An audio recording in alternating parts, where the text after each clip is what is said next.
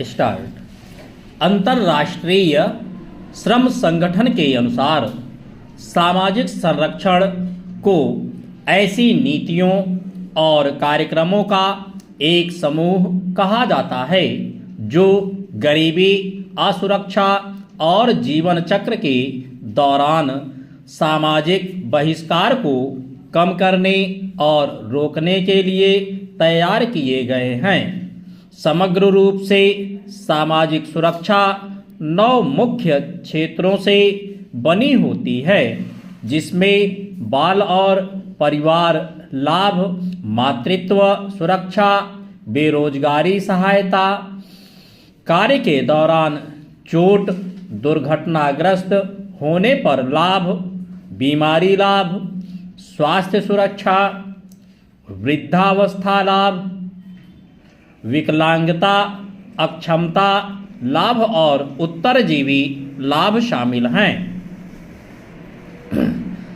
विश्व बैंक का मानना है कि अच्छी तरह से तैयार किए गए सामाजिक सुरक्षा कार्यक्रमों में निवेश पर उच्च प्रतिफल मिलता है और उसका यह भी कहना है कि गरीब परिवारों को दिए गए प्रत्येक डॉलर के लिए स्थानीय अर्थव्यवस्था में अनुमानित 2.49 डॉलर का गुणक प्रभाव होता है। सामाजिक सुरक्षा प्रणाली के ने वैश्विक रूप से यह सिद्ध किया है कि यह मानवाधिकारों और मौलिक आवश्यकताओं को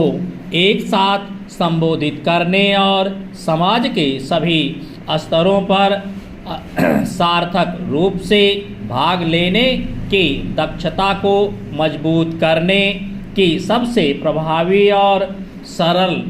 रणनीतियों में से एक है। अंतर्राष्ट्रीय समुदाय ने वर्ष 2030 तक के सतत विकास एजेंडा के एक हिस्से के रूप में सामाजिक सुरक्षा को स्पष्ट रूप से स्वीकार किया है और एजेंडा का पहला लक्ष्य सभी जगह से सभी प्रकार की गरीबी का अंत करना है, जो सभी के लिए विशेष रूप से कमजोर लोगों के लिए उचित राष्ट्रीय सामाजिक सुरक्षा प्रणाली और उपायों के कार्यान्वयन का आह्वान करता है। साथ ही यह वर्ष 2030 तक गरीब और असुरक्षित लोगों की पर्याप्त सामाजिक सुरक्षा का लक्ष्य प्राप्त होने की आवश्यकता को भी रेखांकित करता है।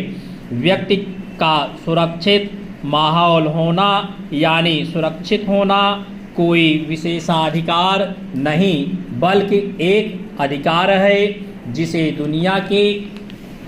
सरकारों ने मान्यता दी है।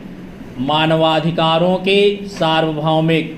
घोषणा के अनुच्छेद 22 में कहा गया है कि प्रत्येक व्यक्ति को समाज के सदस्य के रूप में सामाजिक सुरक्षा का अधिकार है और उसे उसके सम्मान और उसके स्वतंत्र व्यक्तित्व के विकास के लिए आवश्यक आर्थिक, सामाजिक और सांस्कृतिक अधिकारों की प्राप्ति का अधिकार है। वर्ष 2012 में आयोजित अंतर्राष्ट्रीय सम्मेलन के दौरान 184 सदस्यों द्वारा सर्वसम्मति से इस अधिकार की फिर से पुष्टि की गई थी। इसके साथ वैश्विक समुदाय ने यह स्वीकार कर लिया है कि सभी उम्र के लोगों के लिए कम से कम एक बुनियादी सामाजिक सुरक्षा सुनिश्चित करना आवश्यक है ताकि वे गरिमा, शांति, स्वतंत्रता और न्याय के साथ जीवन जी सकें। संयुक्त राष्ट्र के सामाजिक विकास के लिए गठित 56वें आयोग के नागरिक समाज घोषणा पत्र में इस बात पर जोर दिया गया कि पर्याप्त सामाजिक सुरक्षा के अत्यधिक आवश्यक। स्टॉप।